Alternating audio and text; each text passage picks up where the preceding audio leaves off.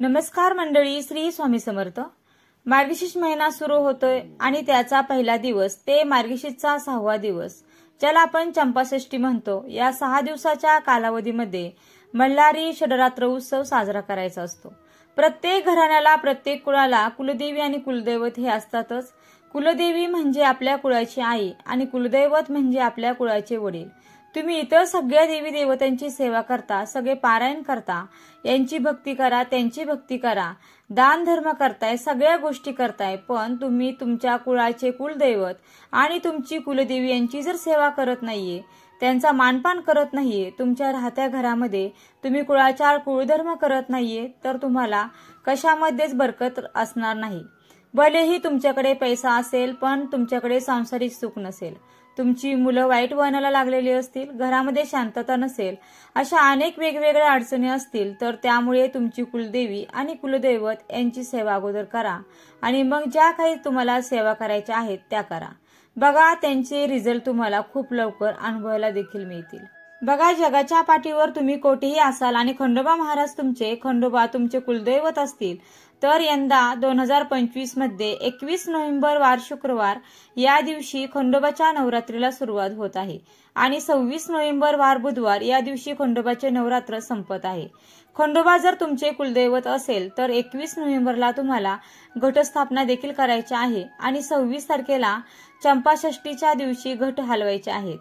कुलदैवत खंडेराव महाराज तुमचे असतील तर 21 तारखेपासून तुम्हाला खंडोबाच्या नवरात्रीच्या उपासाला देखील सुरुवात करायची आहे आणि 26 तारखेला घट हलवल्यानंतर खंडोबाची तळी भरून तुम्हाला उपास सोडायचे आहेत। ज्याप्रमाणे आपण नवरात्रीमध्ये उपास करतो त्याचप्रमाणे या खंडोबा षडरात्रीत उपास करायचे आहेत। ज्यांना शक्य नाही त्यांनी अगदी उठता बसता उपास धरला तरी देखील चालेल आणि या मल्हारी षडरात्र उत्सवात खंडेराव महाराजांची सर्वात जास्त प्रभावी सेवा मल्हारी सप्तशती या ग्रंथाचं पारायण आवर्जून करायचं आहे।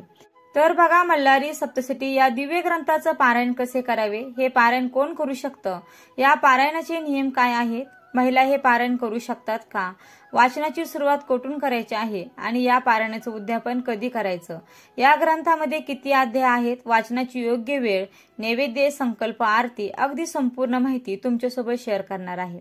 मल्हारी सप्तशती ग्रंथामध्ये एकूण 14 अध्याय आहेत। मल्हारी सप्तशती ग्रंथाचे पारायण शक्यतो आपल्या घरातील जो कर्ता पुरुष आहे, आपले सासरे असतील, आपले मिस्टर असतील किंवा आपला मुलगा असेल तर त्यांनी ही सेवा करायची असते। पण समजा तुमची मुलं, तुमचे मिस्टर पारायण वगैरे अशा काही गोष्टी करत नसतील, सेवा वगैरे करत नसतील, या गोष्टींना ते मानत नसतील, तर मग आपण महिलांनी हे पारायण केलं तरी सुद्धा चालतं, कारण आपलं कुलदैवत म्हणजे आपले वडील आहेत आणि या खंडोबाच्या नवरात्रीमध्ये तुम्हाला मल्हारी सप्तशतीचं पारायण करायचंच असेल तर काही नियमांचं पालन करणं देखील गरजेचं आहे।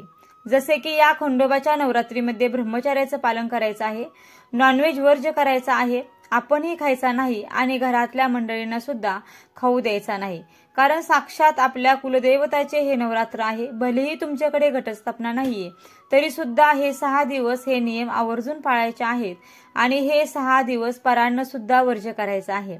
आता बघा, मल्हारी सप्तशतीचा एक पाठ म्हणजे काय किंवा एक पारायण म्हणजे काय, तर एकाच जागेवर बसून एकाच वेळेमध्ये कोणाशी न बोलता, मध्ये न उठता, जेव्हा आपण पहिल्या अध्यायापासून 14व्या अध्यायापर्यंत संपूर्ण ग्रंथ वाचतो तर त्याला म्हटलं जातं की मल्हारी सप्तशतीचा माझा एक पाठ पूर्ण झाला किंवा माझं एक पारायण झालेलं आहे।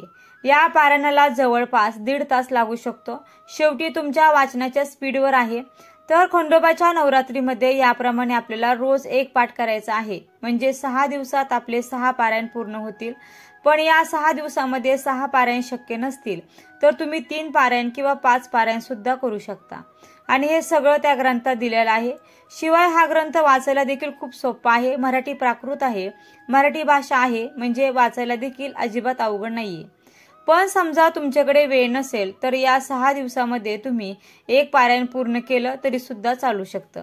6 दिवसात एक पारायण पूर्ण करण्यासाठी आपण नित्य सेवेप्रमाणे रोज 3 अध्याय 4 दिवस आणि नंतर एक अध्याय 2 दिवस या पद्धतीने किंवा तुमच्या वेळेनुसार देखील तुम्ही 14 अध्याय 6 दिवसात कसे वाचायचे ते देखील तुम्ही ठरवू शकता आणि त्या पद्धतीने वाचन करू शकता।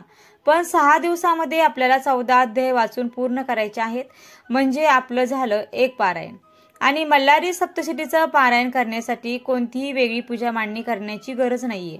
तुमच्याकडे घटस्थापना केलेली असेल तर घटासमोर बसून आपल्याला वाचन करायचं आहे, आणि तुमच्याकडे घटस्थापना केली नसेल तर देवघरासमोर बसून आपल्याला वाचन करायचं आहे।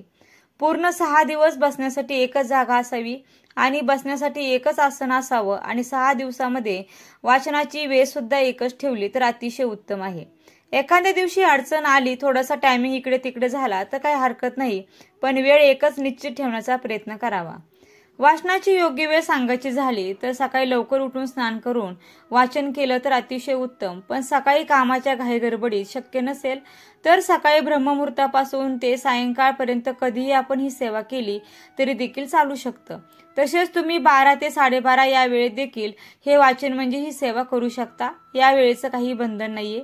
तसेच 21 तारखेला घटस्थापना झाल्यानंतर संकल्प करायचा आहे। संकल्पामध्ये या 6 दिवसात तुम्ही किती पठण करणार आहात याचा सुद्धा उल्लेख करायचा आहे, आणि तुमची काही इच्छा असेल तर ती सुद्धा तुम्हाला खंडेराव महाराजांना सांगायची आहे। मल्हारी सप्तशतीचं पारायण कसं करायचं तर बघा, सगळ्यात आधी स्वामी स्तवन वाचायचं, त्यानंतर एकदा मल्हारी कवच वाचायचं, त्यानंतर एकदा मल्हारी हृदय स्तोत्र वाचायचं, आणि त्यानंतर एकदा मल्हारी अष्टक वाचायचं, आणि मल्हारी मार्तंड जप करून तुम्हाला क्रमशः 1 ते 14 अध्याय तुम्ही लगातार पठण करायचे आहेत।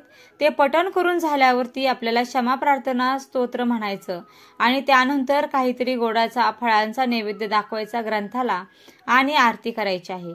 आरती सुरुवातीला गणपतीची करायची, आणि त्यानंतर खंडेराव महाराजांची करायची आहे, आणि त्यानंतर मग आपण आपलं आसन सोडायचं आहे। तर बघा, पारायणाचं उद्यापन म्हणजे असं काही वेगळं काही नसतं। चंपाषष्ठीच्या दिवशी ज्या दिवशी आपले घट उठवतात त्याच दिवशी आपण पूर्णावरणाचा स्वयंपाक करतो, त्या दिवशी आपल्याकडे तळी भरली जाते, पूर्णाच्या दिव्यांनी ओवाळलं जातं, तर या ग्रंथाला सुद्धा पूर्णाच्या दिव्यांनी ओवाळायचं। जो काही आपण गोडाधोडाचा स्वयंपाक केलेला आहे त्याचा नैवेद्य दाखवायचा, आणि या प्रकारे साधं सोपं आपलं उद्यापन झालं। बघा, जो प्रामाणिकपणे सेवा करत असतो, जो एकदम व्यवस्थित अशी सेवा करत असतो, त्याच्यावर खंडेराव महाराजांची कुळदेवाची कृपा असते, म्हणून तळी भंडार आपल्या मूळ पीठावर जाऊन देवाचा मान सन्मान करणं देखील तितकंच महत्वाचं आहे। आपल्या घरात एकदा तरी का होईना तुम्हाला या 6 दिवसामध्ये सेवा करायची आहे।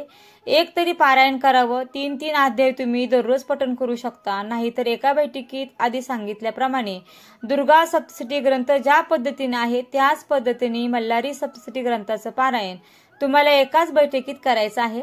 काही अडचण असेल तर कमेंट करून विचारू शकता। बघा, फक्त जेव्हा शारदीय नवरात्र उत्सव येतो किंवा चैत्र नवरात्र उत्सव येतो तेव्हा आपण भरभरून आपल्या कुलदेवीची आई भगवतीची सेवा करत असतो। अगदी त्याच पद्धतीने आपल्याला या 6 दिवसाच्या कालावधीमध्ये भगवान शंकरांचं रूप असलेल्या खंडोबा महाराजांची सेवा करायची आहे। आपल्याला श्री मल्हारी सप्तशती ग्रंथाचं पारायण करायचं। अतिशय सुंदर दिव्य अनुभव देणारं मल्हारी सप्तशती हा ग्रंथ आहे। केलेल्या सेवा या कधीही वाया जात नाही, आपल्याला त्या कधी ना कधी आपल्या प्रारब्धासाठी उपयोगाला येतात, हे देखील लक्षात ठेवा। तर हा माहितीपूर्ण व्हिडिओ कसा वाटला? व्हिडिओ आवडला असेल तर व्हिडिओला नक्की लाईक करा, शेअर करा व चॅनलला सबस्क्राईब करायला विसरू नका। व्हिडिओ शेवटपर्यंत पाहिल्याबद्दल अगदी मनापासून तुमची खूप खूप आभारी आहे। धन्यवाद। श्री स्वामी समर्थ। जय जय स्वामी समर्थ। रामकृष्ण हरी। जय जय रामकृष्ण हरी। ओम नमो भगवते वासुदेवाय नमः। एकोट एकोट जय मल्हार। एकोट एकोट जय मल्हार। एकोट एकोट जय मल्हार।